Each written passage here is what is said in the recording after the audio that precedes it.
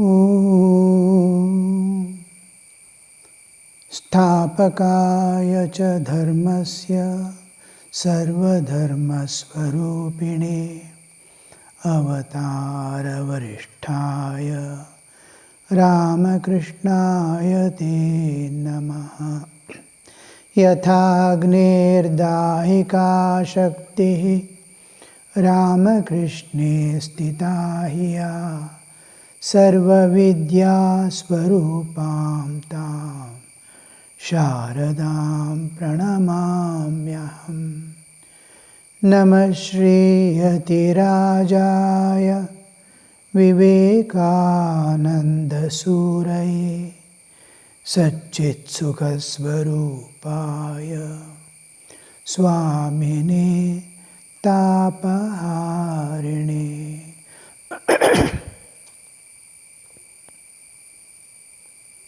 Namaste to you all. In the last class, we saw Panchajanyam Rishikesho Devadattam Dhananjaya Poundram Dadmau Mahashankham Bhima Karma Vrakodaraha. That shloka we saw detailed way how Krishna got that Panchajanya Shankha we saw, and its various qualities, the five nadas of the Omkara nada, then Paranada, Aparanada, then Pralayanada, and then the Soham nada in the Jiva, how it manifests, how it is representing the Shankha in the hand of Vishnu, representing the creative process, Jiva's existence. The whole thing is depicted in the Shankha. And the behind, we saw the mark of the spiral, ever expanding spiral. That we saw, it is continuation of this creative process for the Jivas to come into existence. It shows absolute perfection, absolute harmony in the universe, with which, and the proportions, everything is proportional to each other, matching. You look at the human body, eyes, ears, each size as it grows or shrinks down. Small miniature man also, how the huge man, how the fingers are made, each one representing the proportions. And in Padma Purana, when we study this sculpture, carving, how everything is measured in the terms of, now, palm, or this one, everything is measured in the term of the hand length. 2 hand lengths, 1 hand length, the head, the whole thing, 2 hand lengths, sitting, the legs stretching, everything, how proportional. And then eye black portion is taken as standard for eye size, the nails, all this. What a beautiful proportion. Take any size of the, a baby elephant and a big elephant. Look at the proportions, how it grows. The whole universe is set to a particular proportion, maintains that proportion. Whether it is constantly expanding universe in the expanding phase and contracting and collapsing back to the Bindu, which is the Bindu in the Sri Chakra. And again evolves. In the Bindu, all things merge and dissolve in the Absolute. Just like we, every day from our consciousness, from the world, it goes to the Bindu, expands in the universal consciousness, again reflects back. Like the whole universe going on. All that we saw, just taking the Panchajanya into consideration. How beautiful things, these small things must always make us be in tune with the nature always. Only two entities are there apart from our existence, which supports our existence, supports our evolution, supports our life, lives after lives, and reaching back the source, whole thing. Two entities are there. One is nature, one is divine. Being in tune with the nature, nature will guide my steps to God, because the plan of nature is evolution of man. Similarly, being in tune with God, we move towards the realization. How to live in this world? How to attain both path to harmoniously, beautifully live in this world, joyfully throughout, is possible if you are in constant tune with nature. Love all beings, whole thing. If you see a plant on the street, express your love. How it is trying to please you. Whatever you need, the nature has provided. Plants are giving us oxygen, absorbing the carbon dioxide, which no other beings do. All are absorbing carbon dioxide and giving away. How the plants and fruits, the vegetables, all our sustenance come from the plants. Do we ever show a little love for them? That while going. So, as if you are blessing. Yes, live long, help millions. So that understanding, you see, the more you love this nature, your path is so smooth, it moves in a particular raga, a particular rhythm, non-stop.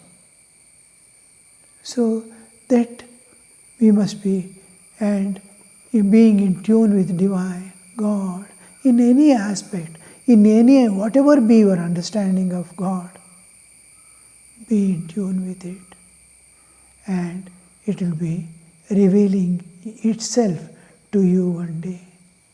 Look here, I am here. Because when God wants to reveal Himself, you will be anyamanaska otherwise. God is ever present, ever ready to give, but a little consciousness outside will divert us.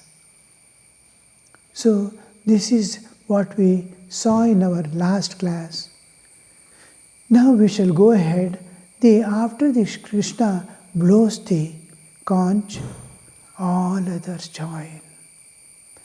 Krishnas and Arjuna, they blow together. Nara and Narayana.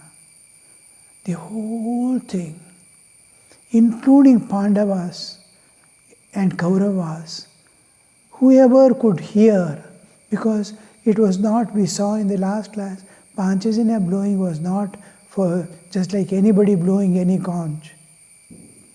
It is transcendental and it pervades the whole universe. A sage may be sitting in remote cave.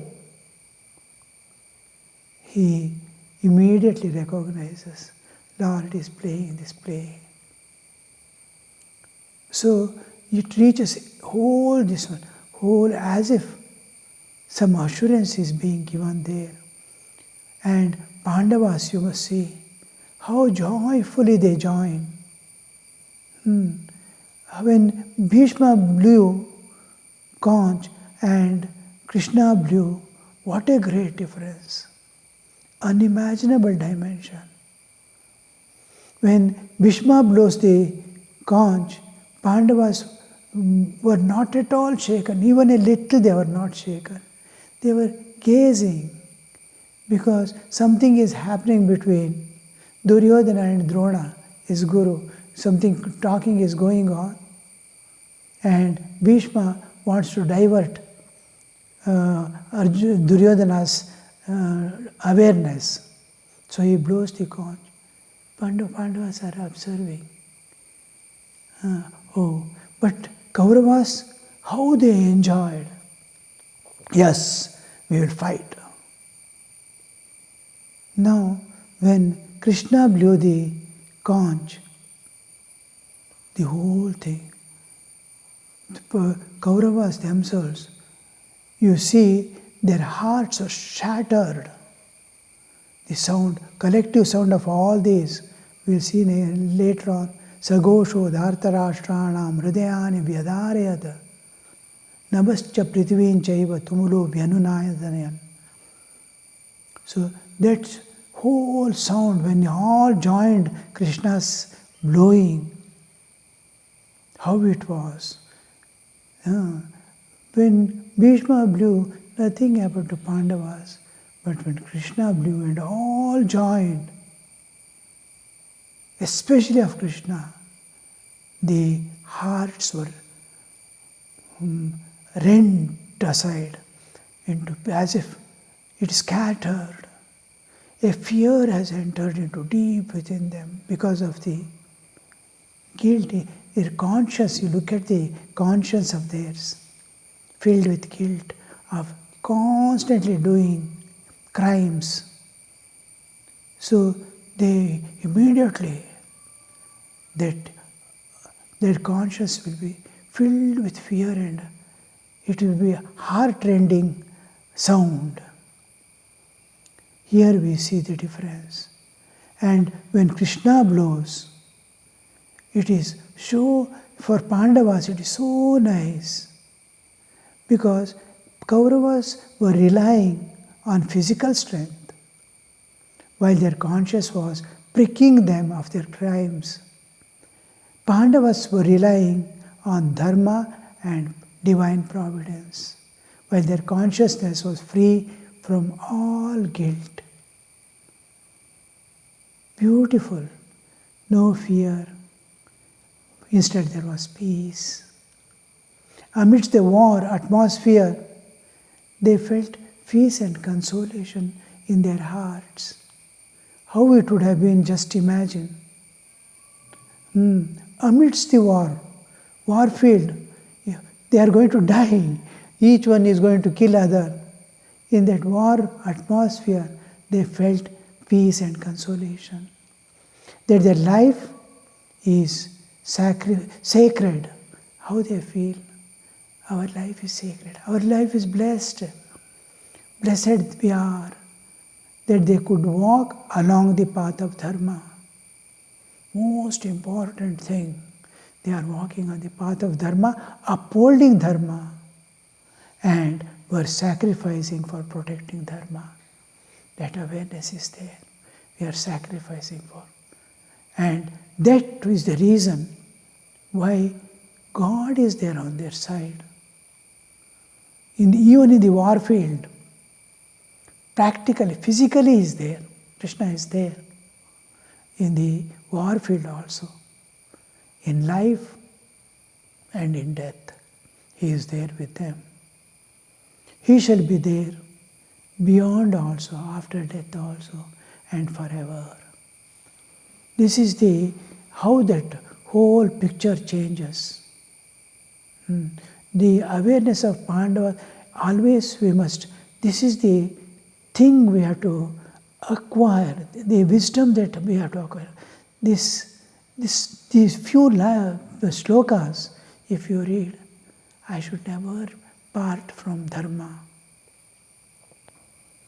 Our senior Mataji often tells, whatever situation may come in life, don't leave dharma and don't leave satya. Satya dharma, if you don't leave, that itself will smoothly take you to realization.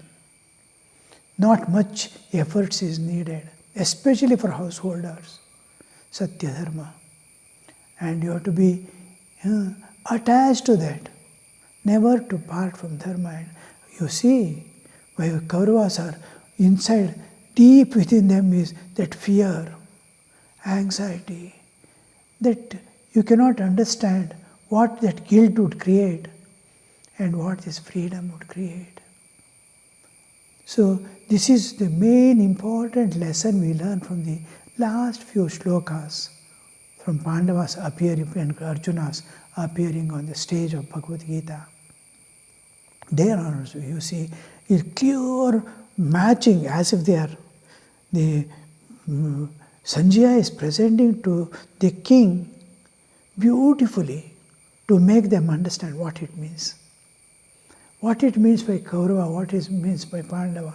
Last he is going to tell, wherever there is Krishna and wherever is the self-effort, there shall be the victory always.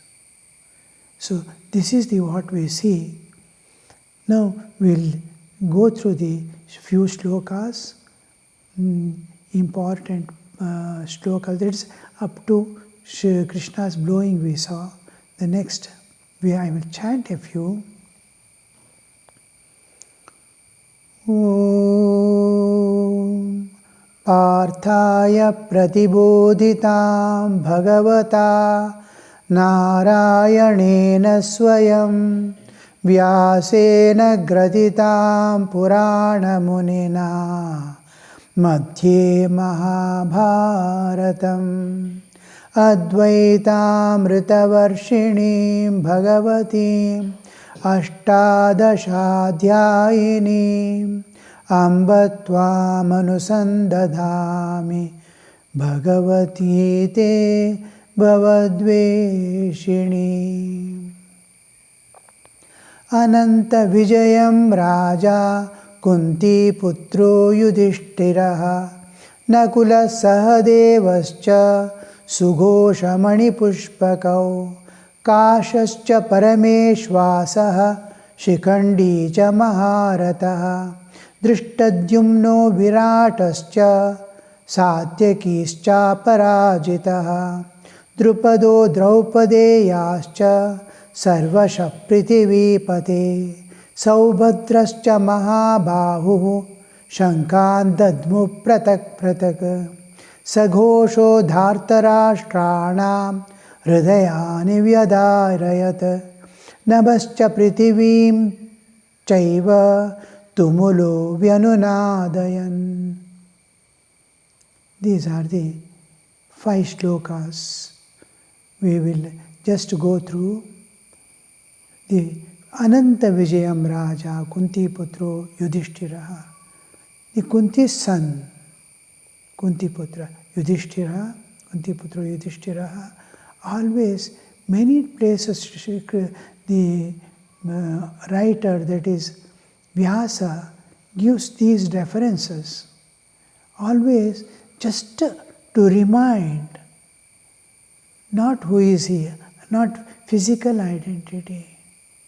He belonged to a great parampara where a woman with all courage, with all suppression, and as if she is thrown away into the street with her children, courageously, just for the Lord's, the love of Lord. I bear all things for love of God. That kind of. Now, Yudhishthira is blowing the Shankha. Its name is Ananta Vijayam. Ananta Vijaya is each object, they give the name. Their talwar, they use. The sword, they give a name. The pen they use for writing, they give the name. And it responds because they are like our vehicles. It is power packed, everything. So the Shankha also, because they want to have intimate relationship with all things. The throne of the king, the horses he is going to use, his army, everything is deeply related to his heart. If we don't give a name and endear it, then that doesn't respond to us as I want it. So I'll be as if I am writing some notes, I throw away the note somewhere, sometime I'll be searching for it. It will not help me. In long run, you'll see, I have just, with negligence, I have kept it for use and throw, like. No. Everything has respect. Everything has relationship with me. That expression. Ananta Vijayam Raja, Kunti Putru Yudhishthira. Kunti Putra is Yudhishthira. He is blowing, not ordinary person blowing a conch. It is the Kunti's Putra who has borne all suffering till now. He is blowing. After Krishna, immediately, he is Dharmaraya. He follows Dharma at every step. Nakula Sadevascha Sugosha Manipushpavakau. The Nakula's conch is named Sughosha and Sadeva's Manipushpaka. So they blow their own conchs. Kashascha Parameshvasaha. Kashi Raja, he's a mighty archer. If he takes the Dhanush, very difficult to, these are all the names named now, they are all Maharathas. Almost the highest capability in the warrior field. Maharathas means all these mentioned who are going to blow the conch are all Maharathas in the Pandava side.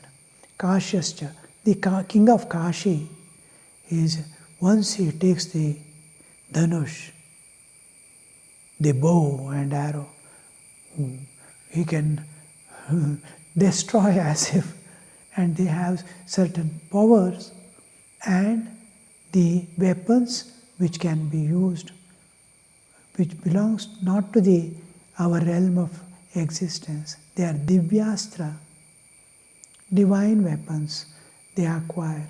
So Kasyacha Parameshvasa, Shikandicha Maharatha. All these are Maharathas. They are great warriors. Shikandicha Maharatha, who is going to be the cause for the death of Bhishma, is son of Drupada. We have seen all these earlier. Drishtadyumno Viratascha Satyakischa Aparajitaha. Drishtadyumno, who is the now this time Pandava's side, commander-in-chief, who is going to stand in the front and take up the war. Virata, the king of Virata. Satyaki. Satyaki is one of the, we have seen, Yadav Kulas, one of the great fighters who is going to survive the great war. Then Aparajita is never to be defeated. Drupada, he also blows. Draupadeyascha, Drupada and the 5 children of Draupadi. Draupadeyascha, Sarvasha Prithivipate. Sanjay is addressing the Prithivi, Dhritarashtra. He is explaining to Dhritarashtra. He is addressing, hey Prithivipate. All these people. Now, he is the king. Now, because the Kuru Vamsha was an empire of many, many kingdoms, small kingdoms. So, the emperor is called Prithivipate. He is lord of the Prithivi, like. The lord of the Prithivi. It is addressing, Sanjaya addressing Dhritarashtra. Saubhadrascha Mahabhavu. Subhadra's son, great warrior. Abhimanyu. Saubhadrascha Mahabhavu Shankan Tadmo Pratak Prataka. They all blew different shankas. Sagosho Dhartarashtrana. That sound. Sagosho Dhartarashtrana. Hridayani Vyadayarata.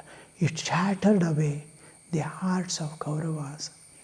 Dhartarashtrana, the followers and supporters of Dhritarashtra. Now in the war field, whole Kauravas. You see, when the war began, each party, Kauravas and Pandavas, started gathering the warriors. Each country they will go and request, this is the case, please help us, please help us. Many joined Kauravas, many joined Pandavas, many because of the obligation also. Now Pandava's side and Kauravas side, it was because of the great background of the Kuru Vamsha, many joined. Just like Bhishma has joined because of his woe, because of the gratitude to this one.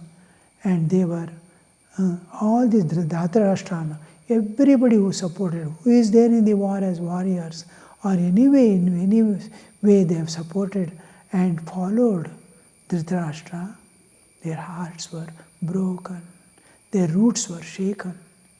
Nabascha Prithivim, that sound, all collective sound, including the Krishna's Panchajanya, whole thing, Nabascha Prithivim Chaiva, from sky to the land, earth, the whole thing was reverberating with the sound of the collective sound.